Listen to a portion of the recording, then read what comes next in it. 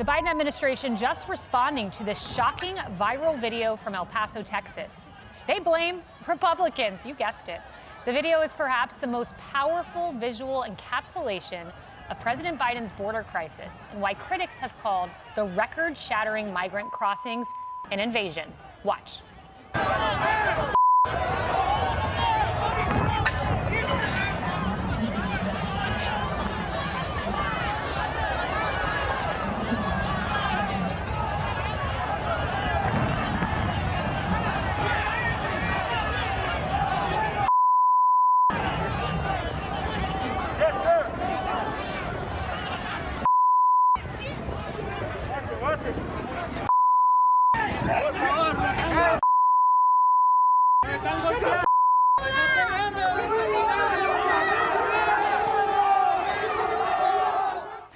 Looks like a war zone, perhaps a foreign country, but it's not. That's El Paso, Texas, under the Biden administration. A White House spokesperson telling Fox, "We are grateful for Border Patrol's quick work to get the situation under control and apprehend the migrants." When the former president told congressional Republicans to block the bipartisan border security agreement, he said to blame him for it. Well, he got his wish, and the result was chaos after Governor Abbott's operational Lone Star and Razor Wire were overrun yesterday. While we cannot comment on individual cases, anyone who does not have a legal basis to remain in the United States is promptly removed, except they are not, and we know that is the case. We see it over and over again, the people released into the interior of the country. So that's the White House talking point. But let's remind viewers of this. Let's pull up Associated Press headline. Here you go. The White House is weighing executive actions on the border with immigration powers used by Trump. They decided against that, but proof in the pudding that they had the power. Let's pull up this. Marie, Section 212F. This is law. Whenever the president finds that the entry of any aliens or class of aliens into the United States would be detrimental to the interests of the United States, he may, by proclamation, doesn't need Congress, by proclamation, suspend the entry of all aliens or any class of aliens. So why doesn't he? So you're right, he doesn't need Congress to do everything. And I wonder if there are folks in the Biden administration who, look, there were some of the Trump policies that were ruled illegal and that they had to do away with. For the ones that weren't, I wonder if there's any second guessing of that now. I don't know that that's the case. But what I do know, so, and I watch this and my heart, this is awful. Yeah. I'm not going to sugarcoat this. I'm not going to spin it. I do think that the most durable, best way to do this is with congressional action. And I wish, instead of Marjorie Taylor Greene being out on this, as we just talked about, that she was working with Republicans and Democrats to pass a tough border bill, which Joe Biden proposed.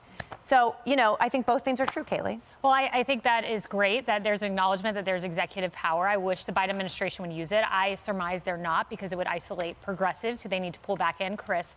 But let's go to Morning Joe. He's kind of giving the White House points, if you will. This is what we will hear up until the election. If I were a Democrat running for office, I would do this. I would be carrying this around all day. Look at what the Republicans are doing to you. Donald Trump said, blame me. So yes, Donald, we are blaming you. We're blaming Mini-Me Mike Johnson for following your orders. We're blaming Republicans who begged for a tough border bill, but like the Wall Street Journal editorial page said, couldn't take yes for an answer. So yes, there is an onslaught in the southern border still. And it's all Donald Trump's fault. You know who says that? Donald Trump. Donald Trump says blame him for this. So we will. Chris, should we mail Joe a copy of Section 212F? Walk it down the street. I don't know, but I will tell you something. He should go talk to my college football coach, R.C. Slocum, who used to tell us, stop pointing your fingers and blaming everyone else and start using your thumbs.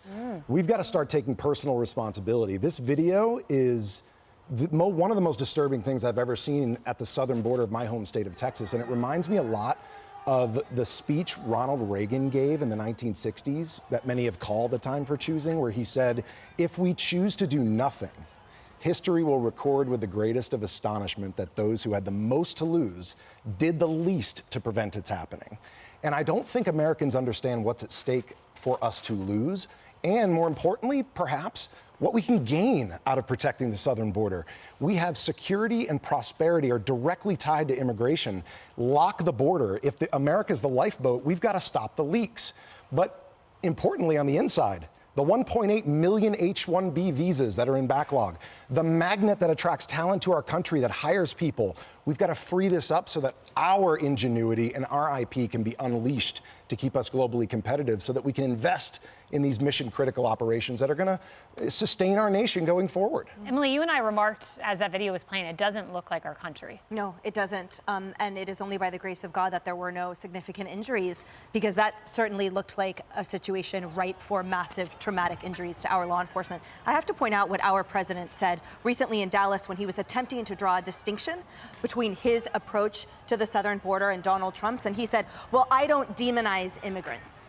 And that's right. He demonizes instead Republicans, calls them Neanderthals. He demonizes law enforcement. Remember, he told all of us he was going to abolish ICE, Immigration and Customs Enforcement, that he was going to abolish them in 2 days. That was our president that said that. And he even demonizes every American family that simply wants to live in safety and provide for their family first. Yeah. And I just close with reminding us all that he apologized, remember, for calling an illegal immigrant instead of apologizing to the family of Laken Riley that illegal immigrant that his policies let in murdered her. Yeah, great point, Emily. And one of the things that I thought that was very interesting about this video of the migrants rushing that razor wire fence is the events that led up to that happening. And the New York Post reporter who witnessed this was on America's Newsroom.